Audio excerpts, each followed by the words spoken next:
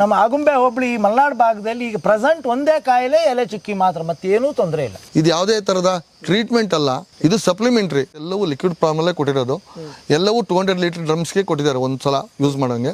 ಆ 45 ದಿನಕ್ಕೆ ನಿಜವಾಗಿಯೂ ನಾನು ಪ್ರಾಮಾಣಿಕ ಹೇಳ್ತೀನಿ, ನಾನು 45 ದಿನಕ್ಕೆ ಚೇಂಜಸ್ ಕಂಡಿದೆ. ಇವತ್ತು ನಿನ್ನೇನು ಕೀರ್ತಿಯವರಿಗೆ ಫೋನ್ ಮಾಡಿದಾಗ ಹೇಳಿದೆ, ನಾನು ಇವತ್ತು ರಾತ್ರಿ ಎಲ್ಲರೂ ಒಂದು ಸ್ವಲ್ಪ ನಿದ್ರೆ ಹೊಡಿತಿದ್ದೀನಿ ಅಂತ ಹೇಳಿದ್ರೆ ಅಡಿಕೆ ಬೇಸಾಯ ಟೈಮೇ ಕಾರಣ. ನಾಳೆ ಎಲ್ಲರೂ ತಪ್ಪಾದ್ರೆ ಕೀರ್ತಿನ ಹಿಡಿದು ಕೇಳಂಗಿರ್ಬೇಕು. ನಾನು ಏನಣ್ಣ ಹೋಯ್ತು ತೋಟ ನಮ್ದು ಎಲೆ ಚುಕ್ಕಿಲಿ ಮುಗ್ದೆ ಹೋಯ್ತು ಕತೆ ಮಲೆನಾಡಿಂದು ಅಂತೇಳಿ ಕೂಡ ಯೋಚನೆ ಮಾಡಿದ್ವಿ. ಹಾಕಿದ್ದೀವಿ. ಈಗ ಒಂದು 70 ರೂಪಾಯಿ ಖರ್ಚು ಬಂದಿದೆ ಪರ್ ಪ್ಲಾಂಟು. ನಮ್ಮ ತೋಟನೆಲ್ಲ ಸುತ್ತಾಡಿ ಆ ಬೇಸಾಯದ ಬಗ್ಗೆ, ಕ್ರಮದ ಬಗ್ಗೆ ನಾವೆಲ್ಲಿ ತಪ್ಪು ಮಾಡ್ತಿದ್ವಿ ಅದೊಂದಿಷ್ಟು ಗಮನ ಹರಿಸಿದ್ರು.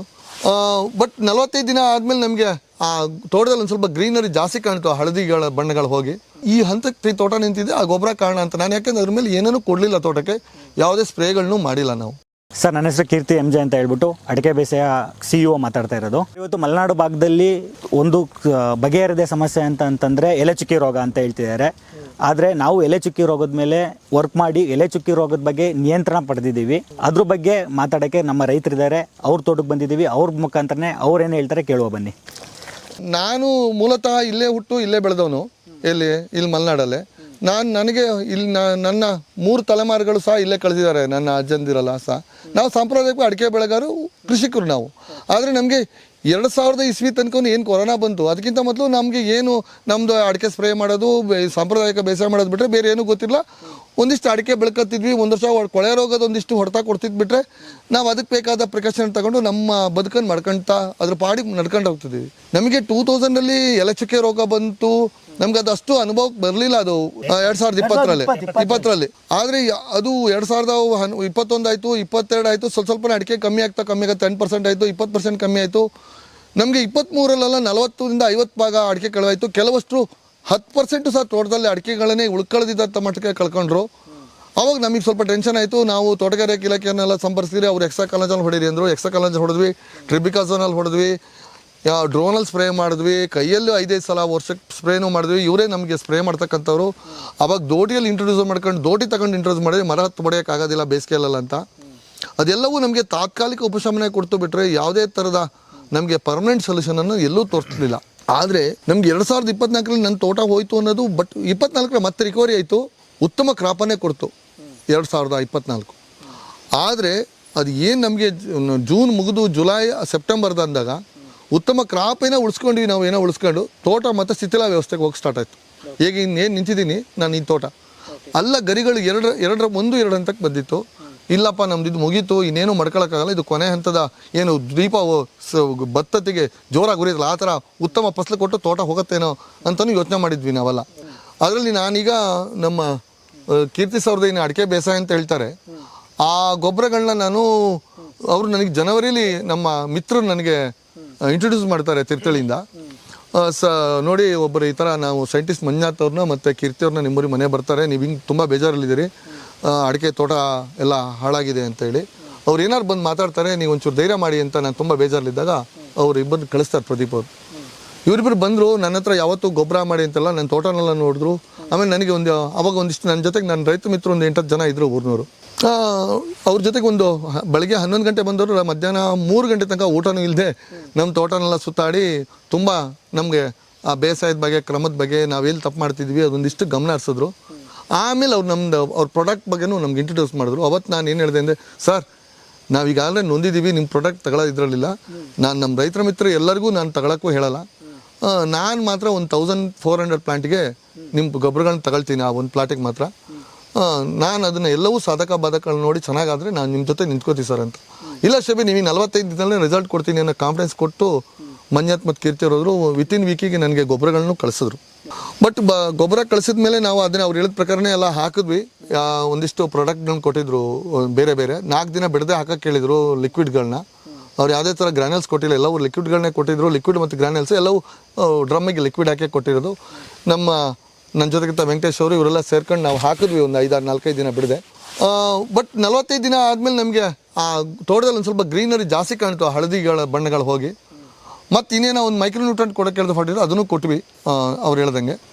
ಮತ್ತು ಅವರು ಮೇ ಎಂಡಿಗೆ ಮತ್ತೆ ಬಂದರು ಮಂಜಾತ್ ಅವರು. ಇವರು ನನ್ನ ತೋಟ ಏನು ಶಿಥಿಲ ವ್ಯವಸ್ಥೆಯಲ್ಲಿ ಇರ್ತಕ್ಕಂಥದ್ದು. ಈಗ ಅಂದರೆ ತೋಟಕ್ಕೆ ಬಂದರೆ ನನ್ನ ಕ್ರಾಪ್ ಇಲ್ಲ, ಆದರೆ ತೋಟ ಎಲ್ಲ ಜೀವಂತವಿರೋದನ್ನು ನೋಡೋ ಹಂತಕ್ಕೆ ಬಂದು ನಿಂತ್ಕೊಳ್ತು. ಯಾವುದು ಇವಾಗ ತೋಟ ಇವಾಗ ಅದೇ ತೋಟದಲ್ಲಿ ನಾನು ಇರೋದು. ಅವತ್ತಿನ ಫೋಟೋಗಳು ನನ್ನ ಹತ್ರ ಇಲ್ಲದೆ ಇದ್ರು ನಾನು ಕಾನ್ಫಿಡೆನ್ಸ್ ಆಗಿ ಹೇಳ್ಬಲ್ಲೆ ಈ ಹಂತಕ್ಕೆ ತೋಟ ನಿಂತಿದೆ ಆ ಗೊಬ್ಬರ ಕಾರಣ ಅಂತ. ನಾನು ಯಾಕೆಂದ್ರೆ ಅದ್ರ ಮೇಲೆ ಏನೇನೂ ಕೊಡಲಿಲ್ಲ, ತೋಟಕ್ಕೆ ಯಾವುದೇ ಸ್ಪ್ರೇಗಳನ್ನೂ ಮಾಡಿಲ್ಲ ನಾವು. ಈಗ ನಮ್ಮಲ್ಲಿ ರೋಗ ಬದ್ಧತೆಗೋದು ಏನೇನು ಆಯಿತು ಅನ್ನೋದ್ರ ಬಗ್ಗೆ ರೋಹಿತ್ ತಗಡೆ ಜಾಸ್ತಿ ಮಾತಾಡ್ತಾರೆ ಕೇಳಿ ನೋಡಿ. ಇದು ನನ್ನ ತೋಟಕ್ಕೆ ಮೇನ್ ಆಗಿ ಏನು ರೋಗಗಳು ಬರುತ್ತೆ ಸರ್? ಹಂಗಾರೆ ಮೇನ್ ಬರ್ತಕ್ಕಂಥದ್ದು ಮಳೆಗಾಲದಲ್ಲಿ ಬರ್ತಕ್ಕಂಥದ್ದು ಕೊಳೆ ರೋಗ ಮಾತ್ರ ಇತ್ತು. ಹಿಂದಿನಿಂದ ಬಂದಿರೋದು ಕೊಳೆ ರೋಗ ಒಂದೇ ಪ್ರಾಬ್ಲಮ್ ಬಿಟ್ಟರೆ ಬೇರೆ ಇಲ್ಲ. ಅದಕ್ಕೆ ನಾವು ಬೋಡೋ ಸ್ಪ್ರೇ ಮಾಡ್ತಿದ್ವಿ, ಅಲ್ಲಿಗೆ ಏನೋ ಸಮಸ್ಯೆ ಆಗ್ತಿರ್ಲಿಲ್ಲ, ಉಳಿಸ್ಕೊಂತಿದ್ವಿ ಅಡಿಕೆನ. ಇತ್ತೀಚಿನ ದಿನಗಳಲ್ಲಿ ಏನು ಎಲೆ ಚುಕ್ಕಿ ಅಂತಕ್ಕಂಥದ್ದು ಒಂದು ಬಂತು, ಅವತ್ತಿಂದ ಫಸ್ಟ್ ಸ್ಟಾರ್ಟಿಂಗ್ ಚೂರುಪಾರ ಬಂದಾಗ ನಾವು ಇಲ್ಲಿ ಮಲೆನಾಡಿನ ಜನರನ್ನು ತಲೆ ಕೆಡ್ಸ್ಕೊಂಡ್ಲಿಲ್ಲ.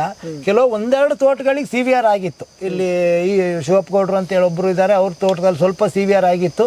ನಾವು ಏನೇನೋ ಬೇರೆ ಬೇರೆ ಕಾರಣ ಇರ್ಬೋದು ಅಂತ ತಿಳ್ಕೊಂಡಿದ್ವಿ. ಅಡಿಕೆ ಝೀರೋ ಆಗಿತ್ತು ಒಂದು 3 ವರ್ಷದ ಕೆಳಗಡೆ. ಅಷ್ಟು ನೀಟಾಗಿ ಅಡಿಕೆ ಫಸಲು ಬಂದು ಪೂರ ಬಿದ್ದು ಹೋಗಿ ಏನೂ ಇಲ್ಲ, ಮರ ಕೂಡ ಫುಲ್ ಹೆಡ್ಲು ಹೋಗಿ ತೋಟನೇ ಹೋಯ್ತು ಅನ್ನುವ ರೇಂಜಿಗೆ ಬಂದಿತ್ತು. ಆಮೇಲೆ ಹಾಗೆ ಸ್ವಲ್ಪ ಸ್ವಲ್ಪ ಚೇತರಿಸ್ಕೊಂತ ಇತ್ತು. ಮತ್ತೆ 2 ವರ್ಷ ಸಾಮಾನ್ಯ ಪರವಾಗಿರ್ಲಿಲ್ಲ. ಕಳೆದ ವರ್ಷ ತುಂಬಾ ಹೊಡೆತ ಕೊಡ್ತು, ಫಸಲಿನ ಮೇಲೆ ಹೊಡೆತ ಕೊಡ್ತು. ಬರೋದಕ್ಕೆ ಬಂತು ಅಡಿಕೆ, ಆ ನಂತರದಲ್ಲಿ ಉಳಿಸ್ಕೊಳಕ್ಕಾಗಲಿಲ್ಲ, ಅಡಿಕೆ ಒಡೆದು ಸಿಗಳಾಗಿ ಬಿದ್ದೋಯ್ತು ಕೆಳಗಡೆ. ಹಂಗಿದ್ದೆಲ್ಲ ಸಮಸ್ಯೆ ನೋಡಿ 80% ಕ್ರಾಪು ಡ್ರಾಪ್ ಆಗಿಯೇ ಹೋಯ್ತು. ಬೋಡೋ ಸ್ಪ್ರೇ ಮಾಡಿದ್ವಿ, 2 ರೌಂಡ್ ಮಾಡಿದ್ವಿ. ಬೋಡೋಯಿಂದ ಏನು ಯೂಸ್ ಆಗಲಿಲ್ಲ. ಕೊಳೆ ರೋಗ ಒಂದು ಕಂಟ್ರೋಲ್ ಮಾಡ್ಲಿಕ್ಕೆ ಆಯ್ತಾ ವಿನಃ ಎಲೆ ಚುಕ್ಕಿಗೆ ಯಾವುದೇ ರೀತಿ. ಈ ಅಡಿಕೆ ತೋಟಕ್ಕೆ ಎಲೆ ಚುಕ್ಕಿ ರೋಗ ಅನ್ನೋದು ಮೇನ್ ಸರ್. ಈಗ ಮೇನ್ ಪ್ರಾಬ್ಲಮ್ ಇರೋದೆ ನಮ್ಮ ಆಗುಂಬೆ ಹೋಬಳಿ ಈ ಮಲೆನಾಡು ಭಾಗದಲ್ಲಿ ಈಗ ಪ್ರೆಸೆಂಟ್ ಒಂದೇ ಕಾಯಿಲೆ ಎಲೆ ಚುಕ್ಕಿ ಮಾತ್ರ, ಮತ್ತೇನೂ ತೊಂದರೆ ಇಲ್ಲ. ಅಲ್ಲ ಅದೇ ನಮಗೆ ಜಾಸ್ತಿ ಮಳೆಗಾಲದಲ್ಲಿ ಈಗ ಫಸ್ಟ್ ಏನು ಸಮಸ್ಯೆ ಕೊಟ್ಟಿರಲ್ಲ. ಬೇಸಿಗೆಯಲ್ಲಿ ತುಂಬಾ ಚೆನ್ನಾಗಿರುತ್ತೆ ಅಡಿಕೆ ತೋಟ, ಹಸಿರಾಗೇ ಇರುತ್ತೆ. ಮಳೆ ಸ್ಟಾರ್ಟ್ ಆಯ್ತು, ಜೂನಿಂದ ಸ್ಟಾರ್ಟ್ ಆಯ್ತು ಅಂದ್ರೆ ಏನು 4 ತಿಂಗಳು ಮಳೆ ಬರುತ್ತೆ. ಆ 4ನೇ ತಿಂಗಳು ಮುಗಿಯುವಾಗ ಮೇಲ್ಗಡೆ 1 ಸುಳಿ ಅಥವಾ 2 ಮಾತ್ರ ಹಸಿರು ಇರುತ್ತೆ, ಬಿಟ್ರೆ ಮತ್ತೆ ಪೂರಾ ಎಲೆ ಚುಕ್ಕಿ ರೋಗ ಬಂದು ಕೆಂಪಾಗಿ ಎಲ್ಲ ಬಿದ್ದೋಗುತ್ತೆ. ಫಸಲಿನ ಮೇಲೂ ಕೂಡ ಹೊರತ ಆಗತ್ತೆ. ಇದು ಈಗ 4 ವರ್ಷದಿಂದ ಫುಲ್ ಮರನು ಸತ್ತಿದ್ದು ಉಂಟು. ಎಲೆ ಚುಕ್ಕಿ ಸಿವಿಯರ್ ಆಗಿ ಮರ ಕೂಡ ಸತ್ತೋಗಿರೋ ನಿದರ್ಶನಗಳು ಇಲ್ಲಿದ್ದಾವೆ. ಹಂಗಾರೆ ಎಲೆ ಚುಕ್ಕಿ ರೋಗ ಬಂದ್ರೆ ನೆಗ್ಲಿಜೆನ್ಸಿ ಮಾಡೋ ಹಾಗೆ ಇಲ್ಲ. ಅವರು ತುಂಡೆ ರೋಗದವ್ರು ಆದ್ರೂ ಏನು ಶೃಂಗೇರಿ ಕೊಪ್ಪ ತುಂಡೆ ರೋಗ ಬಂದವರಿಗೆ ಅಡಿಕೆ ಫಸಲಿನ ಮೇಲೆ ಹೊಡ್ತಾ ಕೊಡ್ತಾ ಒಂದು 10 ವರ್ಷ 15 ವರ್ಷನಾದ್ರೂ ಟೈಮ್ ಕೊಡುತ್ತೆ. ಇದು ಆ ತರ ಅಲ್ಲ, 4 ತಿಂಗಳಿಗೆ ನಮ್ಮನ್ನು 0 ತಂದು ನಿಲ್ಸ್ಬಿಡುತ್ತೆ ಫಸಲನ್ನ. ಆ ತರ ಪರಿಸ್ಥಿತಿ 2-3 ವರ್ಷ ಅದೇ ತರ ಹೊಡ್ತಾ ಆದ್ರೆ ಮರ ಸಣ್ಣ ಆಗಿ ಕಟ್ಟಾಗಿ ಬಿದ್ದೋಗುವಂತ ಚಾನ್ಸಸ್ ಕೂಡ ಇರುತ್ತೆ. ಫುಡ್ ಸಪ್ಲೈ ಆಗೋದೇ ಇಲ್ಲ ಮರಕ್ಕೆ. ಎಲೆ ಚುಕ್ಕಿ ರೋಗ ಬಂದ್ರೆ ಏನು ಔಷಧಿಗಳು ಕೊಡ್ತಿದ್ರಿ ನೀವು? ಸರ್ ನಾವು ಕೊಡೋದಕ್ಕೆ ಈಗ ನಮಗೆ ಶಬೀರಣ್ಣ ಅದ್ರ ಬಗ್ಗೆ ಚೆನ್ನಾಗಿ ತಿಳ್ಕೊಂಡವರು ನಮಗೂ ಒಂದಷ್ಟು ಔಷಧಿಗಳನ್ನ ಹೇಳಿದ್ರು. ಎಕ್ಸೋಕೊಲಜೋಲ್ ಹೊಡೀರಿ, ಅದರ ಪ್ರಭೇದಗಳನ್ನೇ 3-4 ಒಂದೊಂದು ತಿಂಗಳಿಗೆ ಒಂದೊಂದ್ಸರಿ ಆ ಸಂಸ್ಥೆಗಳದ್ದೆಲ್ಲ ಆ ಝೋನಲ್ ಏನು ಇದಿದೆ, ಆ ಝೋನಲ್ ಅಲ್ಲೇ ಹೊಡೆದಿದ್ದು ಈ ತರದ್ದೇ. ಆಮೇಲೆ ಸಾಫ್ ಹೊಡಿಯಕ್ಕೆ ಹೇಳಿದ್ರು. ಸರ್ಕಾರ ಕೂಡ ತೋಟಗಾರಿಕೆ ಇಲಾಖೆಯಿಂದ ಕೊಟ್ಟು ಫ್ರೀಯಾಗಿ 2 ಲೀಟರ್ ಕೊಟ್ಟಿದ್ರು. ಆಯ್ತು, ಆನಂತರ ಬೇರೆ ಹೆವಿ ಇದ್ದವರು ತಂದು ಹೊಡೆದು ಎಲ್ಲ ಮಾಡಿದ್ವಿ, ಅದು ಏನು ಯೂಸ್ ಆಗಲಿಲ್ಲ.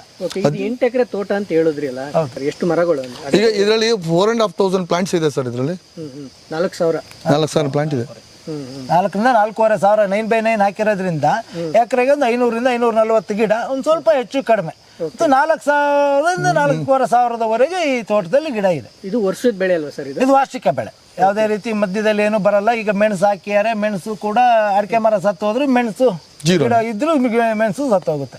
ಇಂಥ ಪರಿಸ್ಥಿತಿ. ಓಕೆ, ಯಾವ ಟೈಮಲ್ಲಿ ಕೊಯ್ಲು ಬರುವಂಥದ್ದು ಸರ್? ಈಗ ನಮ್ಗೀಗ ನಾವು ನವೆಂಬರ್ನಿಂದ ಸ್ಟಾರ್ಟ್ ಆಗುತ್ತೆ, ಡಿಸೆಂಬರ್ ಫುಲ್ ಕೊಯ್ಲು ಜೋರು ಇರುತ್ತೆ. ಆ ಟೈಮಲ್ಲಿ ನಮ್ಗೆ ಎಲೆ ಚುಕ್ಕಿ ಹಬ್ಬ ಬಾಧ್ಯತೆಗಳು ಜಾಸ್ತಿ ಕಾಣಿಸ್ಕೊಳ್ಳುತ್ತೆ. ಈಗ ಒಂದ್ ಲೆಕ್ಕಕ್ಕೆ ಉಂಟು, ಮಳೆಗಾಲ ಮುಗಿದು ಬಿಸಿಲು ಬಿತ್ತು ಅಂದ ತಕ್ಷಣ ಅದ್ರದ್ದು ವ್ಯತ್ಯಾಸಗಳು ಇಮಿಡಿಯೇಟ್ ಗೊತ್ತಾಗುತ್ತೆ. ಹೆಡ್ಲು ಫುಲ್ ಅರ್ಶನ ಆಗಿ ಫುಲ್ ತೋಟ ನೋಡಂಗೆ ಇಲ್ಲ. ಹಸಿರು ಸುಳಿ 1 ತಪ್ಪು 2 ಮಾತ್ರ ಇರುತ್ತೆ, ಮತ್ತೆಲ್ಲವೂ ಅರ್ಶನೇ ಆಗುತ್ತೆ. ಓಕೆ, ಎಲ್ಲಿ ಬರುವಂತದ್ದು? ಈ ಸುಳಿಲ್ ಬರುತ್ತಾ? ಇಲ್ಲ, ಬುಡದ ಹೆಡ್ಲಿಂದ ಕಂಟಿನ್ಯೂ ಆಗ್ತಾ ಇರುತ್ತೆ. ಬುಡದ ಎಲೆ ಏನ್ ಬರುತ್ತೆ, ಬುಡದ ಗರಿಯಿಂದ ಸ್ಟಾರ್ಟ್, ಅದರಿಂದ ನೆಕ್ಸ್ಟ್ ಅದಕ್ಕೆ ಆ ತರ ಬರ್ತಾನೆ ಇರುತ್ತೆ. ಒಂದು ಹೆಡ್ಲು ಸುಳಿ ಬಂದು ನನ್ನ ಅಂದಾಜು ಒಂದು 2-2.5 ತಿಂಗಳಿಗೆ ಅದಕ್ಕೆ ಅಟ್ಯಾಕ್ ಆಗುತ್ತೆ. 2.5ರಿಂದ 3 ತಿಂಗಳು. 3 ತಿಂಗಳಿಗೆ ಅದಕ್ಕೂ ಬಂತು ಆ ಸುಳಿ, ಹೊಸ ಫ್ರೆಶ್ ಸುಳಿ ಬಂದ ತಕ್ಷಣನೇ 3 ತಿಂಗಳಿಗೆ ಮತ್ತೆ ಅದಕ್ಕೆ ಎಲೆ ಚುಕ್ಕಿ ರೋಗ ಅಟ್ಯಾಕ್ ಆಗುತ್ತೆ.